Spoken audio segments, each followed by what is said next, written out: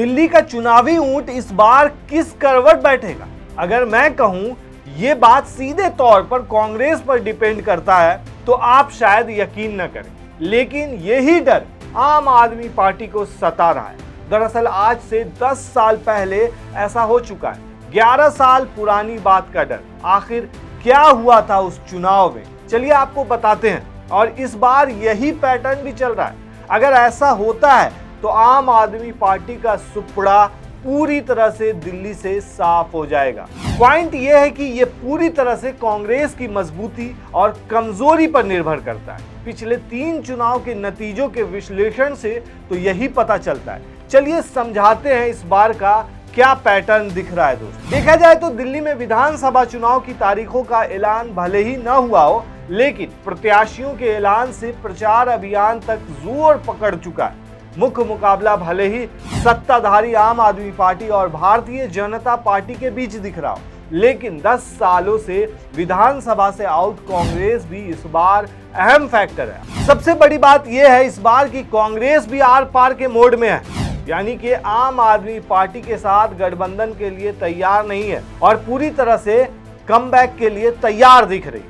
Point यह है कि भ्रष्टाचार विरोधी आंदोलन की कोख से जन्मी आम आदमी पार्टी जब 2013 में पहली बार चुनावी मैदान में उतरी तो उसने सबको चौंकाते हुए 28 सीटों पर कब्जा जमा लिया था।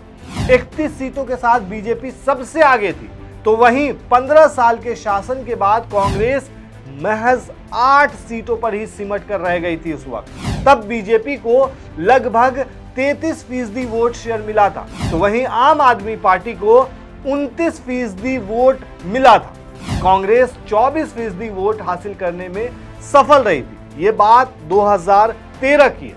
अब जिस तरीके से देखा गया उस टाइम में कि कांग्रेस की कमजोरी का आम आदमी पार्टी ने पूरी तरह से फायदा उठाया, लेकिन 2015 में और ज्यादा पूरी तरह से आम आदमी पार्टी कांग्रेस के ऊपर छा गई।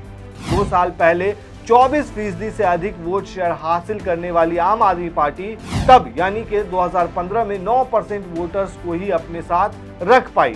नतीजा ये हुआ कि आम आदमी पार्टी को 54% वोट मिले यानी 2015 के चुनाव में, और उसने 70 में से 68 सीटों पर कब्जा जमा लिया।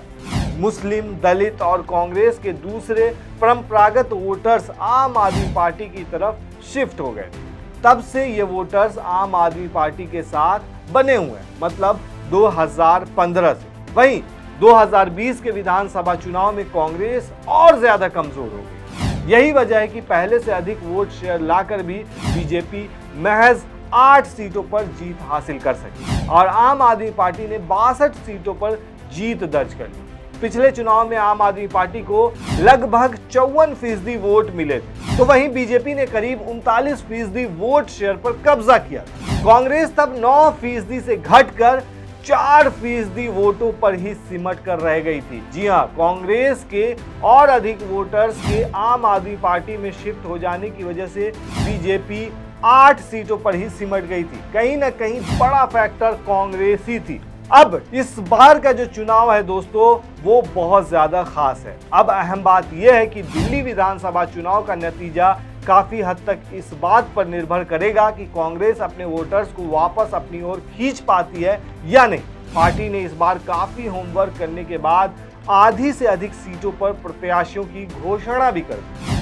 आप मुखिया अरविंद केजरीवाल के खिलाफ जहां पूर्व सीएम शीला दीक्षित के बेटे संदीप दीक्षित को उतारा गया है, तो वहीं जंगपुरा से फरहाद सूरी को टिकट देकर मनीष सिसोदिया की मुश्किलें बढ़ाने का पूरा इंतजाम किया गया।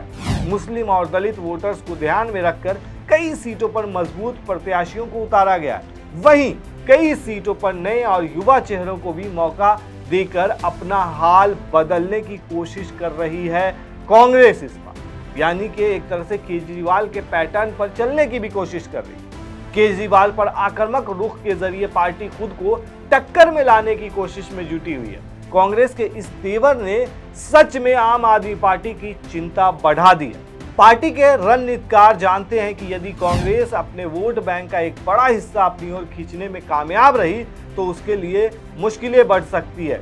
आप नहीं चाहेगी कि कांग्रेस 11 साल पुराने प्रदर्शन को दोहराए। तो वहीं देखा जाए तो जिस तरीके से जो पैटर्न दिख रहा है इस बार का कि कांग्रेस जो है अपने पुराने अवतार में आ चुकी है। शीला दीक्षित का टाइम याद कीजिए, जिस वक्त एक तरह से कांग्रेस दिल्ली के अंदर पूरी तरह से कब्जा जमाई हुई थी, तो वहीं अब उनके बेटे आ चुके हैं और एक बार फिर से जिस तरीके से 2013 का चुनाव हुआ, 2015 का चुनाव हुआ दिल्ली विधानसभा का, फिर 2020 का चुनाव हुआ, तो कहीं ना कहीं इन चुनावों में कांग्रेस जो है वो ढलान की तरफ जाती हुई दिखी।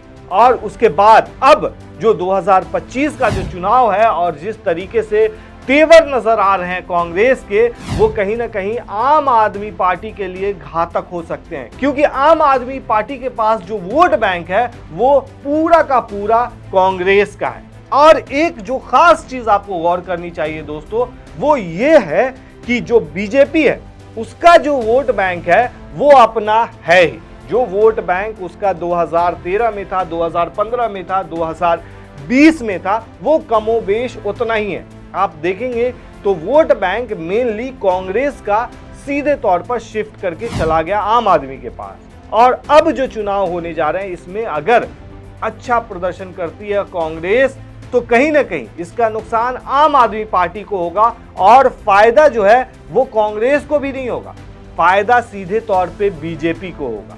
अगर वोटों का ध्रुवीकरण होता है तो ये साफ सीधे तौर पे आम आदमी पार्टी और कांग्रेस दोनों के लिए नुकसानदेह है।